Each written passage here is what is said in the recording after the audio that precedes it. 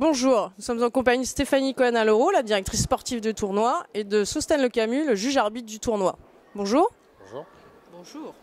On va voir avec eux ce que représente le tableau cette année de la 11e édition, voir un peu le niveau des joueuses qu'on risque de rencontrer sur les terrains cette semaine.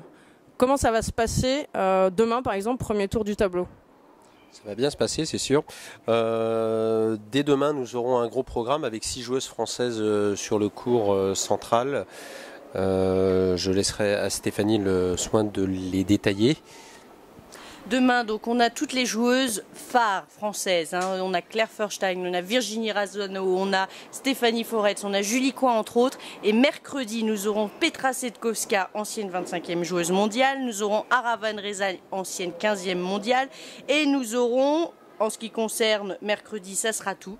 Donc voilà, c'est pour vous dire la densité de ce tournoi et voilà, c'est très très fort, très très fort. Je pense même plus fort que l'année dernière ce stade. Je pense que c'est plus fort puisque si on se reporte 6 mois plus tôt, les têtes de série numéro 1 et 2, Petra Setkowska et Monica Niculescu, étaient respectivement 25e et 28e mondial. Donc on est vraiment sur un niveau de tennis très très élevé.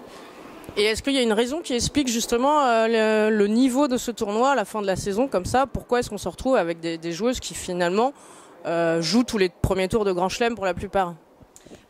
En fonction des joueuses, elles ont toutes des raisons différentes. Ça peut être des retours de blessures, ça peut être venir chercher les derniers points pour l'Open d'Australie. Donc voilà, rester dans les 100, toutes les 100 premières joueuses mondiales avant la fin de l'année. Elles ont toutes des raisons différentes et ce tournoi, encore une fois, est très bien placé dans le calendrier. Donc, il y a l'aspiration de Poitiers, ce circuit français là avec jouer les tours Limoges, Poitiers et Vertou. Effectivement, on profite du fait qu'il y a un 100 000 la semaine d'avant à moins de 3 heures de route et on a un tableau qui est pour ainsi dire aussi fort que celui du 100 000 de Poitiers qui s'est joué la semaine dernière et comme le dit Stéphanie, les derniers points pour entrer dans le tableau final ou dans les qualifs de l'Open d'Australie. Sinon, la collaboration, on va parler de choses un peu plus sérieuses. Maintenant, la collaboration entre vous deux, comment ça se passe? ça se passe. Ah ouais? Non, ça se passe très bien. Ça se passe beaucoup mieux que lorsque j'étais sur une chaise d'arbitre et qu'elle était sur le court. Non, ça c'est pas vrai. Ce que Sostène ne vous dit pas, c'est que j'ai toujours été très sympathique et je le suis toujours autant. Merci Sostène de le préciser. C'est vrai. Merci Sostène. Bah écoute, profites-en Sostène quand même si tu as quelques remarques à lui faire parce que c'est la journée de l'homme aujourd'hui sur l'Open de Vertou. J'ai cru que tu allais me dire que c'était sa dernière année.